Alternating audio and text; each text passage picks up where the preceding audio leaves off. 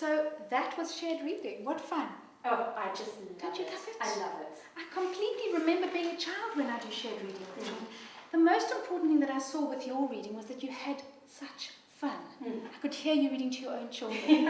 Okay? And I could feel that spider. I got really nervous. My toes started to tingle. That's really making the book come alive. And when we're doing shared reading, Catherine, there are about 8 or 9 teaching tips that we can use. Obviously not all of them for every book. What kind of teaching tips did you use when you were doing your story? I like the importance of the excitement of a book and the excitement of the language and the way the language feels coming out of my mouth. That to me is really important because that's a love of mine. And I like to instill that. And also anticipation.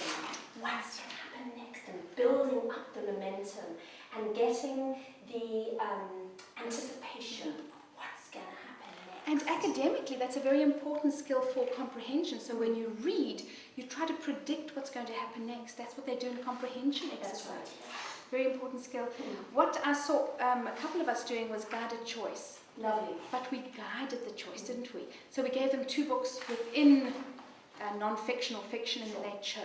And I think that's important. If you have a child who has a particular interest in Yeah. something, guide them towards that. But also, you may want to expand their interest as well. So give them a choice, but a limited choice, and you be in charge of that. Absolutely.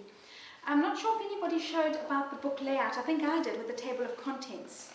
But especially in non-fiction books where there's a lot of bits and pieces, if you can guide a child, for example, to the headings, Yes. just say, and look for headings on pages, and actually what that does is gives the child an idea of the overall layout, so the bigger picture of the book, so they can then put that fact into the bigger context. That's very important. And I also think, Elizabeth, if you have a child who finds it very hard to concentrate, get them to look at a picture or a spread and choose something within that they want, and maybe use a piece of paper to block out what you're not looking at. That's a lovely, lovely idea. So kind of this, if we want to do creatures and there's 2 poems, we could just block out one. Yes. Do you think? For the focus. For the focus, absolutely.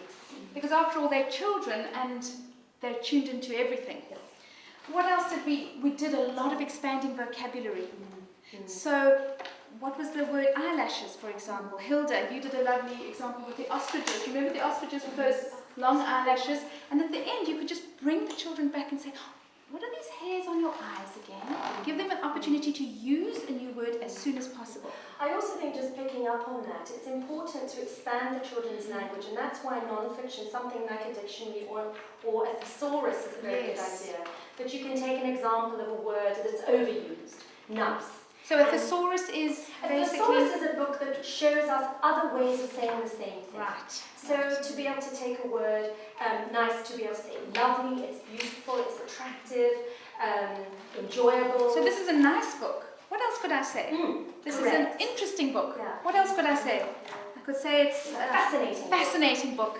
Wonderful. And I think the importance of that is getting the children to know there are other ways of saying something. Yeah. It expands their vocabulary, but also it really helps with their writing skills as they get older as well. Absolutely. You did something wonderful, which was fill in the gap.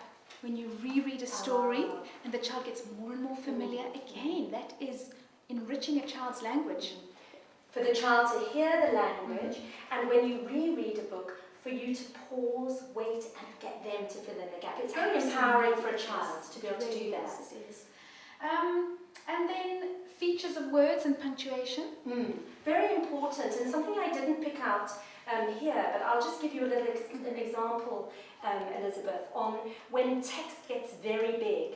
And I love to point out that when something gets bigger, here as an example, boom, boom, boom. And not only is it written bigger, it also has an exclamation mark at the end. And another time I read it through, I may have stopped and paused at that moment and said, this mark shows that it's written loudly, it's said loudly, and it's also written in capital letters, which also shows that it's louder.